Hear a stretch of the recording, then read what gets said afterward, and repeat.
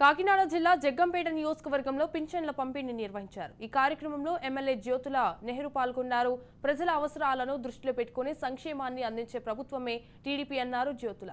పెన్షన్దారుల అవసరాలను దృష్టిలో పెట్టుకుని ఒక్కరోజు ముందుగానే పెన్షన్లు ఇచ్చినట్లు వెల్లడించారు. అభాగ్యులను ఆదుకునే ప్రభుత్వం ఎన్డీఏ ప్రభుత్వమని జ్యోతుల చెప్పారు. ఆర్థిక ఇబ్బంది లేకుండా ఉంటే రెండో ఆలోచన లేకుండా పనిచేస్తాడనేటటువంటి ఒక దృఢ నిశ్చయంతో ఈ కార్యక్రమాన్ని తీసుకోవడం జరిగింది. గత ప్రభుత్వంలో మీకు తెలుసు, ఎప్పుడు జీతాలు వస్తాయో తెలియదు, ఎప్పుడు పెన్షన్లు వస్తాయో తెలియదు. అలా కాకుండా ఇవాళ ఆ రోజు లేని డబ్బు ఈ రోజు ఉన్న డబ్బు ఏంటో నాకైతే అర్థం కావట్లేదు. అంటే ఆ రోజు లేనిది చిత్తశుద్ధి, ఈ రోజు ఉన్నది చిత్తశుద్ధి.